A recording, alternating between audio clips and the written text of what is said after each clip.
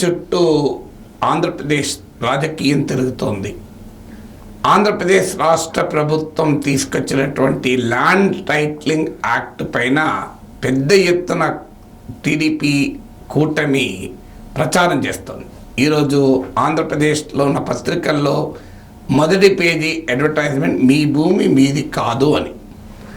ఎన్నికలు దగ్గర పడుతున్న కొద్దీ ఓటింగ్ నాటి వరకు కూడా ఇదే అంశం పైన పెద్ద ఎత్తున ప్రచారం చేయాలి అని కూటమి నిర్ణయం తీసుకుంది.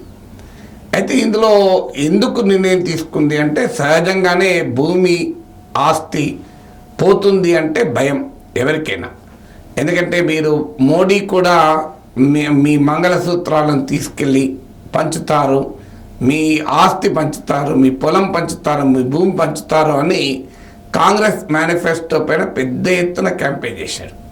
సో ఇది కూడా అందులో భాగమే. ఫియర్ అవర్షన్ అంటే మొదలు కూటమి సూపర్ 6 అని చెప్పి మేనిఫెస్టో ద్వారా తాము జగన్మోహన్ రెడ్డి కన్నా కూడా మెరుగైన సంక్షేమ పథకాలు ఇస్తాం, సంపద సృష్టించి సంక్షేమం ఇస్తాం అంటూ సూపర్ 6ను ప్రచారం చేశారు.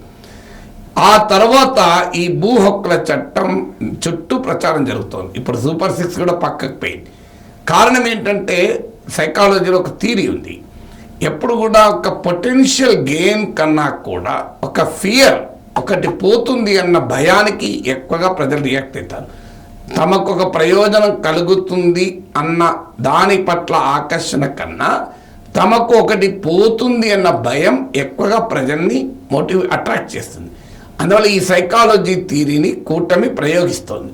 అంటే సూపర్ 6 ద్వారా జగన్ పథకాల కన్నా మెరుగైన పథకాలు ఇస్తాము అనే దానికి ఓటరు ఆకర్షితులవు కన్నా భూమి పోతుంది అన్న భయం గనక క్రియేట్ చేయగలిగితే అది ఎక్కువగా ఓటర్లను ఆకర్షిస్తుంది అని.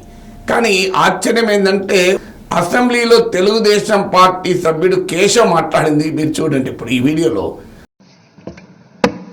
అధ్యక్ష,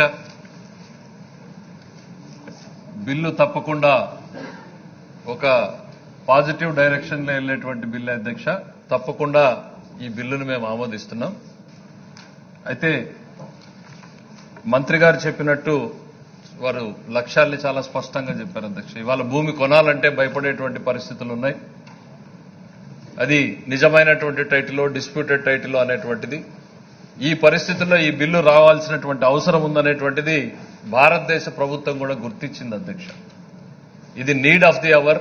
ల్యాండ్ టైటిల్ క్లియర్ గా పెట్టకపోతే ప్రాబ్లం అవుతుంది అనేటువంటి ఉద్దేశంతో భారత ప్రభుత్వం కూడా నేషనల్ ల్యాండ్ రికార్డ్స్ మోడర్నైజేషన్ అనేటువంటి స్కీమ్ ని ప్రారంభించి అన్ని రాష్ట్రాలని కూడా దీన్ని ఇంప్లిమెంట్ చేయమని చెప్పి కోరడం జరిగింది అధ్యక్ష. కర్ణాటకలో భూమి పేరుతో ఈ ప్రాజెక్ట్ ఇప్పుడు ఇంప్లిమెంటేషన్ లో ఉంది అధ్యక్ష. మంత్రి గారు మాట్లాడుతూ ఇట్లాంటిది ఎక్కడైనా ఉందా లేదా ఇట్లాంటి ప్రాజెక్ట్ అనేటువంటి చెప్పారు అధ్యక్ష. ఇది మన దేశానికి కొత్త కావచ్చు కానీ ఇది 1858వ సంవత్సరంలోనే ఆస్ట్రేలియాలో ఉంది అధ్యక్ష. ఇది torrent system of land titling అనేటువంటి విధానం ఏదైతే ఉందో అంటే wear state guarantees the title.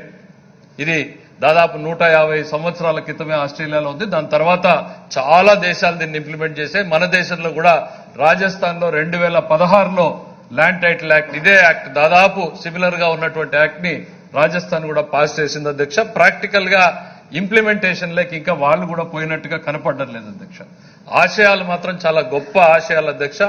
ఆచరణలో ఈ ప్రభుత్వం కాదు అధ్యక్ష, ఎవరు చేపట్టినా కూడా చాలా సమస్యలతో కూడుకున్నటువంటిది, చాలా కాంప్లికేషన్తో కూడుకున్నటువంటిది. అనేక చిక్కుల్ని తొలగించే ముందు ఈ ప్రభుత్వానికి చాలా టైం కూడా పడుతుంది అధ్యక్ష. దాంట్లో ఏమాత్రం కూడా అనుమానం లేదు. బట్ ఇది ఒక పాజిటివ్ హోప్ గానే చూడాల్సినటువంటి తరుణం. ఒక పేద రైతుకో, ఒక సామాన్య కుటుంబీకుడికో ఒక క్లియర్ టైటిల్ తన దగ్గర డబ్బుంటే నిర్భయంగా వెళ్లి కొనేటువంటి పరిస్థితిని కనిపించే దిశగా ఈ బిల్ అనేటువంటిది భవిష్యత్తులో ఉపయోగపడుతుంది. ఇది 2 ఏళ్లలో అవుతుందా, 4 ఏళ్లు పడుతుందా, 5 ఏళ్లు పడుతుందా అనేటువంటిది పక్కన పెడితే తప్పకుండా ఇది ఒక పాజిటివ్ డైరెక్షన్ లో వెళ్లేటువంటి బిల్ అనేటువంటిది ఈ సందర్భంగా గుర్తు చేస్తుంది అధ్యక్ష. పత్రికల్లో కూడా చాలా. సో అసెంబ్లీలో తెలుగుదేశం పార్టీ చట్టాన్ని పూర్తిగా ఆహ్వానించింది. ఈ చట్టాన్ని సమర్థిస్తున్నామని చెప్పారు. ఈ చట్టం ఆస్ట్రేలియాలో కూడా ఉంది అని చెప్పారు. రాజస్థాన్లో కూడా అమలుకు ప్రయత్నం చేస్తారని చెప్పారు. సో తెలుగుదేశం పార్టీ ఇంత అసెంబ్లీ సాక్షిగా ఈ చట్టాన్ని సమర్థించి ఇప్పుడు ఈ చట్టం పైనే ప్రధానమైన ఎలక్షన్ క్యాంపెయిన్ భూమి పోతుంది అని ప్రచారం మొదలుపెట్టింది. ఇంకొకటి ఇంట్రెస్టింగ్ ఏంటంటే ఈ చట్టం ప్రతిపాదించింది నీతి ఆయోగ్. మీరు ఇక్కడ పురంధేశ్వరి వీడియో చూడండి. ఆయోగ్ దాన్ని ముందుకు తీసుకొచ్చారు. But that does not mean state governments దాన్ని లీగల్గా లా చేయాలి అని లేదు. It is not mandatory, it is advisory. Land titling act, NITI Aayog, it is only advisory, not mandatory. State governments can or can not implement. ఆమె అంగీకరిస్తున్నాను. నేను చెప్పడం కానీ నేను ఇదివరకు నా వీడియోలో కూడా చెప్పాను, ఇది పురంధేశ్వరి, ఇది నీతి ఆయోగ్ మోడల్ యాక్ట్ని. అయితే పురంధేశ్వరి సమర్థన ఏంటంటే నీతి ఆయోగ్ చట్టం అడ్వైజరీ, మ్యాండేటరీ కాదు అని.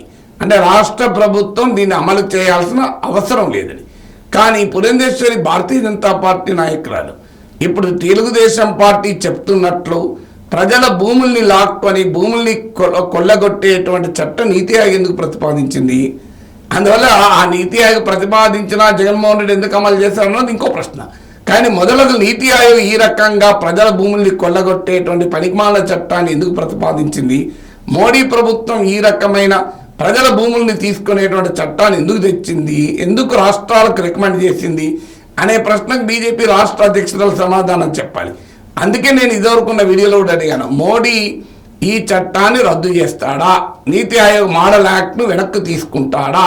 ఈ హామీ ఇవ్వాలి కదా. మొదలు భూమి పోతుంది అనేటువంటి ఒక భయాన్ని కలిగించి ఆ భయం ద్వారా ఓట్లు తెచ్చుకునేటువంటి ప్రయత్నం ఇప్పుడు ఆంధ్రప్రదేశ్లో జరుగుతుంది.